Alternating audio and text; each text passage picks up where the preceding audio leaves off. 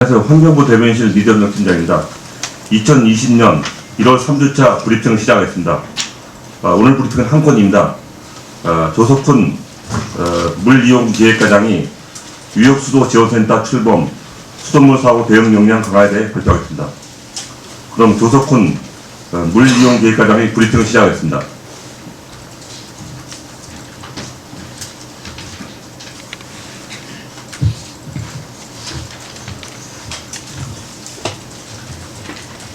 예, 물통합정책국 물이용기획과장 조석훈입니다. 유역수도지원센터 출범에 따라 노후 수도관 등으로 인한 수돗물 사고 대응 역량 강화에 대한 브리핑을 시작하겠습니다.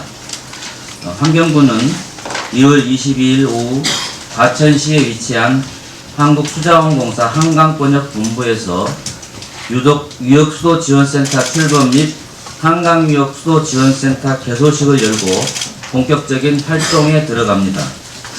이날 출범식은 박천규 차관을 비롯한 4대강 유역수도지원센터 임직원, 유역환경청 및 지방환경청 수도 관련 업무 담당자, 유관기관 수도 분야 전문가 등 약 150여 명이 참석합니다.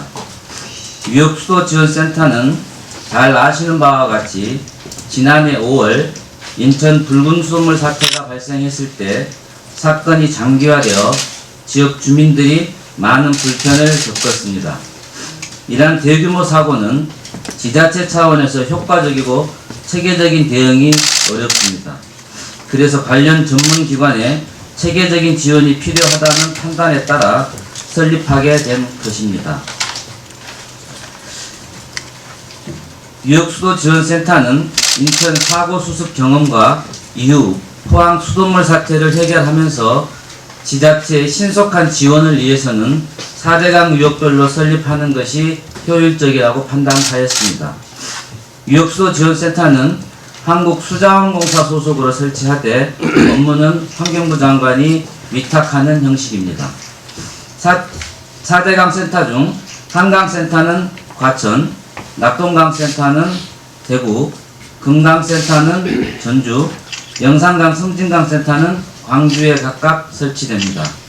참고로 지난해 11월 마련된 수돗물 안전관리 종합대책에도 지방상 수도 사고 대응 및 기술 지원 전문 기관으로 유역별 수도지원센터를 설치하기로 하였습니다. 이쪽입니다. 4대강 유역별 수도지원센터는 이번 출범식을 시작으로 본격적인 지방상 수도 사고 대응 및 지자체 기술 지원 업무를 수행하게 됩니다. 지자체별로 수돗물 피해 규모를 달리 정할 수는 있습니다만 아래 도표에서 보시는 바와 같이 수도 사업자가 사고 발생 징후를 발견하고 자체 대응을 통해 수습이 완료되면 상황이 종료됩니다. 그러나 사고가 종료되지 않고 계속 확산되어 피해 규모가 100세대 이상의 수돗물 사고가 발생하면 자체적으로 상황판단회의를 개최하여 비상상황실을 운영하면서 필요시 유역 또는 지방환경청에 지원을 요청할 수 있습니다. 지자체 요청을 받은 유역환경청장이나 지방환경청은 해당 유역수도지원센터에 지원 요청을 하게 되고 센터에서 지자체에 지원하는 체계로 운영됩니다. 유역수도지원센터는 기본적으로 해당 유역 지방환경청장의 지휘 아래 사고 발생 지자체의 기술적 및 인적 지원을 실시하게 됩니다. 수돗물에 대한 피해 규모가 300세대 이상 대규모로 확대되면 지자체장이 상황판단회의를 개최하고 비상대책본부를 운영하게 됩니다. 이때 필요한 지자체는 관할 유역환경청에 현장수습조정관의 파견을 요청할 수 있습니다. 그러면 현장수습조정관은 신속한 사고 수습을 위해 지자체와 협의하여 수도지원센터의 전문 인력을 투입해서 원인 분석부터 수습까지 전 과정을 맞춤형으로 지원하게 됩니다. 수도법 개정에 따라 금년 11월부터 도입되는 현장수습조정관은 지자체의 요청이 없더라도 언론 등에서 사회적 이슈로 대두되거나 유역환경청장이 중앙정부 차원의 지원이 필요하다고 판단하여 환경부에 파견을 요청할 경우 즉시 사고 지자체에 파견하여 사고의 신속한 수습을 지원하도록 하위 법령을 마련할 계획입니다. 3쪽입니다. 유역별 수도지원센터는 평상시는 지자체의 수도계획 수립, 시설 진단, 유수율 제고, 수계 전환, 급수 취약지구 개선 등 상수도 전반에 걸쳐 자문 및 기술 지원을 실시하게 됩니다. 또한 올해부터 전국을 대상으로 추진하는 스마트 상수도 관리 체계 구축과 연계해 전국의 실시간 수도 정보 데이터에 기반한 수돗물 사고 감시 및 지자체 위기 대응 상담도 지원하게 됩니다. 센터는 지난해 11월부터 유역별로 일부 인원이 정식 출범을 위한 준비 업무를 진행해 왔습니다. 이번 정식 출범으로 센터별로 약 40명씩 총 160여 명이 업무를 수행하게 됩니다. 환경부는 센터 출범을 시작으로 본격적인 수돗물 사고 대응 체계를 구축하는 한편 인력과 기술력 등이 부족한 시군을 대상으로 적극적인 기술 지원을 통해 지방상수도 운영을 선진화하는 등 국민이 체감할 수 있는 깨끗한 수돗물을 제공하기 위해 최선의 노력을 다하겠습니다. 감사합니다. 네, 질문을 받겠습니다. 질문 있으면 손을 들어주시기 바랍니다. 동아일보 강은진 기자님. 저희 수도지원센터가 어찌됐든 인천 예전에서 붉은 수돗물 사태 이후로 문제점들이 드러나서 만들어진 건데요. 그러면은 이 수도지원센터가 있다면 지난해 인천 접수 사태에서 드러났던 어떤 문제점들을 예방을 할 수가 있는 건가요? 예, 인천 수돗물 사고가 발생하게 된 근본적인 원인은 수계 전환 업무를 잘못한 것에서 비롯된 겁니다. 사실은 그래서 만약에 이런 센터가 있었다 하면 미리 이 수계 전환 수계 전환을 하기 전에 이러이러한 절차로 우리가 수계 전환을 하려고 하는데 이렇게 해도 괜찮겠느냐 먼저 자문을 구했다 하면 아마 인천 사고는 발생하지 않을 것으로 예상이 됩니다. 그럼 또 궁금증이 생기는데 그 수계 전환은 어차피 매뉴얼이 좀 천천히 해야 되는 게 있었음에도 불구하고 빨리 해서 그렇게 됐던 거잖아요. 이게 뭐 자문을 구해야 하는 게 필수 과정인가요? 아니면 그냥 구할 수 있다 정도인가요? 인천 사고 이후에 수계 전환 업무는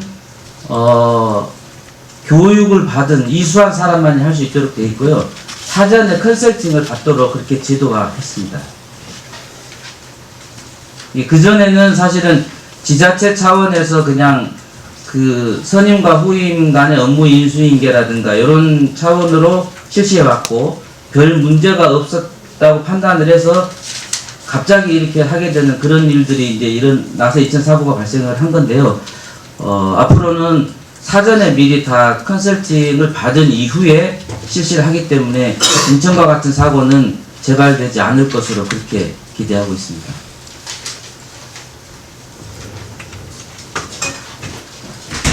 MTN 이재경 교수님. 네, MTN 이재경입니다. 이번에 유역수도지원센터 출범을 하는 가장 큰 취지가 그동안 지자체에 맡겨놨던 것을 이 지원센터의 업무, 그러니까 수공을 통해서 중앙에서 지원한다라는 가장 큰 취지가 되겠죠. 그래서 지금 보면 사고 내용도 있지만 평상시에 수도계획 수립, 또 유수율 제고, 시설 진단 뭐 이런 것들이 있는데요. 그동안 지자체에서 다 해왔던 것들 같아요. 그래서 이번에 지원센터가 이제 만들어지면 과거에 어떻게 해왔던 일이 이번에 수도지원센터가 어떻게 하게 된다라고 해서 변하는 것이 어떻게 변하게 되는지 구체적으로 설명을 좀 해주시면 더 이해가 빠를 것 같습니다. 예를 들면요, 지금 현재 제주도 같은 경우가 대표적으로 누수율이 50%가 넘습니다. 이제 그런 부분들에 대해서 지원을 요청하게 되면 체계적으로 지원을 통해서 누수율을 줄일 수 있는 그런 대책을 실시하게 되고요. 전반적으로는 가장 문제가 되고 있는 게 수도 관련해서 최근 10년간 수도 업무에 대한 종사 인력이 한 2,000명 정도 감소했습니다. 그리고 그 수도 관련해서 노하우를 갖고 있는 일반 그 공무직이라고 해야 되나 이러신 분들이 이게 기능직이 옛날에 있었는데 기능직이 일반직으로 전환되면서 수도 시설을 기피하고 있는 현상이 발생하고 있고요. 그러다 보니까 지자체에 있는 사람들이 계속 순환보직을 통해서 전문성이 떨어지고 하는 부분들이 있는데 그런 것들을 보완할 수 있는 아마 그런 계기가 되지 않을까 이렇게 저희들은 생각하고 있고요. 그런 부분 지자체의 기술력이 부족한 부분들을 유역수도지원센터에서 좀 보완을 해주는 그런 역할을 하게 될 거다 이렇게 말씀드리겠습니다. 한겨신문 박기용 기자님. 센터별로 40명씩 해서 160명 얘기한다고 되는데 이분들은 기존에 수원에서 오신 분도 있고 새로 채용하신 분도 있고 뭐 그런가요? 지금 현재는 그 새로 채용을 하게 됩니다만 지금은 수자원공사에 있는 직원들을 전환해서 배치하는 형식으로 운영하게 됩니다.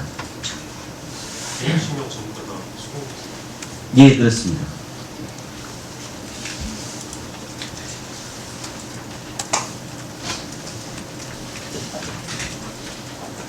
네, 대변인 안성석.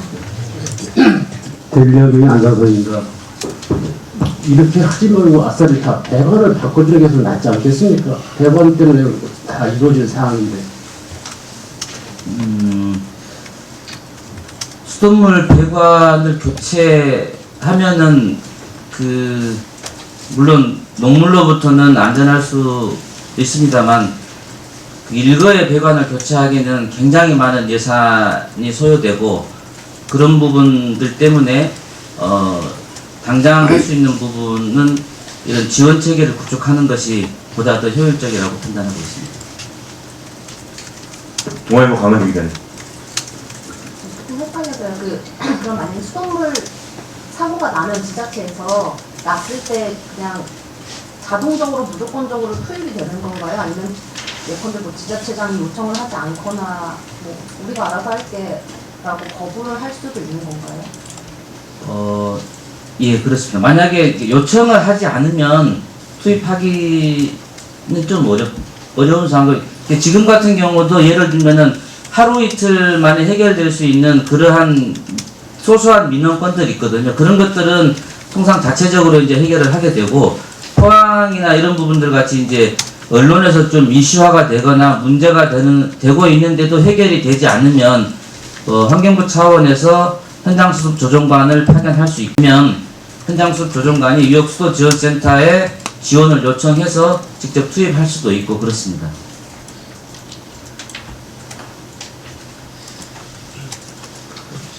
한겨신문 박기용 기자님. 그 사고가 있었던 게 좀 지나서 좀 제가 기억이 가물가물 그런데 그러니까 원래 좀 이 160명의 수공에서 오신 분들은요 원래 수공에서는 어떤 일을 하셨고요 그리고 이전에는 그럼 이 인천 사태 같은 경우가 발생했을 때 지자체에서 이제 수공에 지원 요청을 하거나 이런 것들은 전혀 없었습니까? 아예 그런 지원받을 수 있는 여지가 없었던 건가요? 이 160명은 대략의 지금 현재 운영하는 규모가 그렇다는 얘기고요. 그게 원래 환경부 같은 경우도 직제가 생기면 새로운 사람을 뽑기도 하지만 뽑기 전에 다른 부서에 있는 사람들을 전환해서 배치합니다. 그래서 수자원공사도 지금 현재는 그렇게 운영을 하려고 하고 있는 거고요. 다만 지원 같은 경우는 인천시도 처음부터 환경부 차원의 협조를 요청한 건 아니었고요. 자체적으로 해결하기 위해서 구단이 노력을 했었고 그 상황이 열흘 이상 지나갔는데도 해결이 되지 않는 상황에서 환경부가 투입을 강력하게 권고를 했고 그 권유를 받아들여서 수자원공사에 있는 전문가들을 투입을 했습니다. 그래서 그 이후에 어떤 식으로 그 체계적으로 배수를 하거나 단계적으로 이렇게 그 정수장부터 수도꼭지까지 처음부터 차근차근 그 배수 작업을 해 나가면서 정상화하는 시기를 대략 예측을 할 수 있었고요. 이 지자체에서는 가장 문제가 되는 게 민원이 막 발생하고 전화가 빈발하면 체계적으로 어떻게 대응 계획을 수립하기보다는 우선 민원 해결하는 쪽에 급급하고 그러다 보니까 계속해서 이게 사태가 장기화되는 그런 악순환이 일어났다고 저희는 판단을 하고 있습니다. 그래서 그 당시에 수공이 투입이 돼서 체계적으로 배수 작업을 지휘를 했고 조언을 해줬습니다. 그 결과 어느 정도 사태가 좀 마무리되는 단계로 접어들었고 포항에서도 똑같이 계속해서 민원이 발생하는 지역 위주만 했는데 이게 한쪽에 민원이 발생해서 거기를 정리를 하면은 또 다른 쪽에서 민원이 발생하고 계속해서 이게 돌아가면서 사태가 장기화되는 부분이 있었습니다. 그 당시에 그래서 수공에서 나가서 직접 그 어디 배수할 지점, 수질 측정할 지점 이런 것들을 다 선정을 하고 체계적으로 작업을 한 이후에 사태가 안정이 됐다 이렇게 말씀드리겠습니다. 네, 질문 받겠습니다.